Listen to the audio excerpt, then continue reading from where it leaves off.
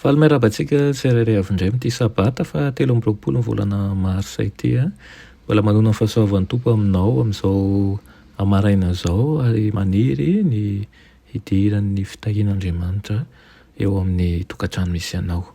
Alohan'ny hidirantsika ny amin'ny mofonainana io dia hivavaka.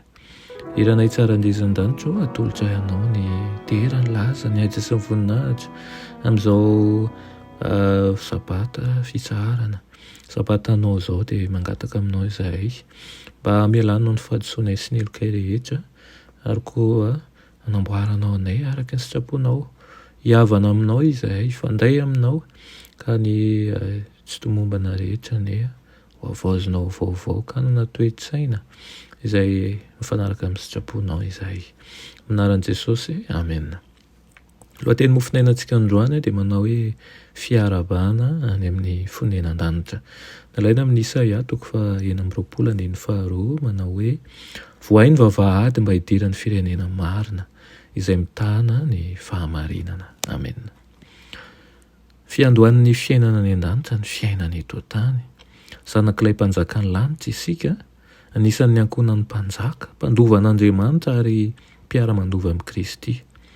Lasa nanamboatra fitoerany Jesosy izay marina, madio, tia sy mankatoa ny tenin'ny irery no azo nraisina ao amin'izany fitoerana izany.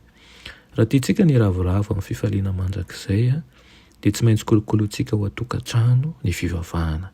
Tokony hakamina isan'andro ny fiadanana, ny filaminana ary ny fifaliana mandrapahatonga an'ireo zavatsarobidy ireo hitoetra ao am-pon'ireo olona izay mandrafitra ny ankohonana.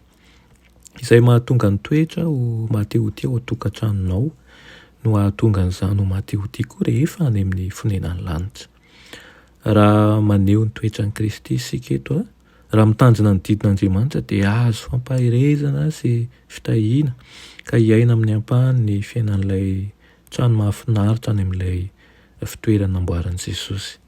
Aoka ny fahatsaran-tarehy rehetra hita ao amin'ny fonenantsika eto an-tany, hampatsiahantsika n'ilay ony toy ny vatosoa manganohano sy ny saha maitso mavana, ny hazo miofahofa sy ny ony rano velona, ilay tanàna mamirapiratra sy ireo mpira miakanjo fotsy lava any amin'ilay fonenantsika any an-danitra. Ilay tontolo feno hatsaran-tarehy izay tsy misy mpahay kanto mahavoaka azy an-tsary ary tsy misy lela mahalaza azy akory.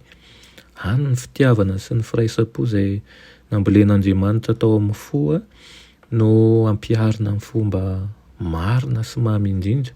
Anisan'ireo fanandramana iainana any an-danitra ny firaisana madio amin'ireo olona masina, ny fiainam-piarahamonina feno firindra miaraka amin'ireo anjely voatahy sy ireo mahatoky hatrizay, ny firalahiana masina izay mampifamatotra amin'ny fianakavian'ny lanitra sy ny fianakaviany eto an-tany. Amin'ny firavoravona tsy hay tononona no hidirantsika ao amin'ny fifaliana sy ny fahendren'ireo voary tsy lavo. Tombontsoa lehibe ho an'ireo ray aman-dreny no mitana ny zanany akeo amin'ny vavahadin'ny tanànan'Andriamanitra sy teny hoe niezaka nanabe ny zanako amin'ny fitiavana an'Andriamanitra hozy izy mba hanaovany sitrapony ary hanomezany voninahitra azy. Rehefa izay dia hovoana amin'ny danadana ny vavahady ary hiditra ao ny ray aman-dreny sy ny zanany. Eriko indrindra ho tanteraka aminao izany ka ifampitatana ho any an-danitra ny ray aman-dreny sy ny zanaka, ny mpianakavy mihitsy ka ho arabaina tonga soa ao an-danitra. Amen. Iranay tsara andrisan-danitra mbola misaotra anao izahay amin'izany teninao izany. Misaotra anao ihany koa izay mitananay mandrakariva ny ao amin'ny fahamarinanao. Mangataka ny fanahinao masina dia amboly zavatra ao anatinay ary amerina mandrakariva ireo teninao ireo mba tsy havarinanay ny amin'izao fiainana izao. Aminaran'i Jesosy, amen.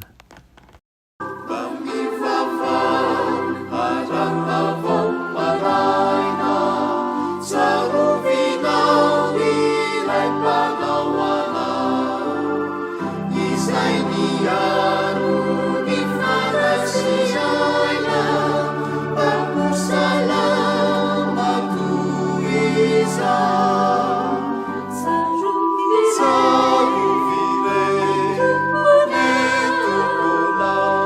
miaro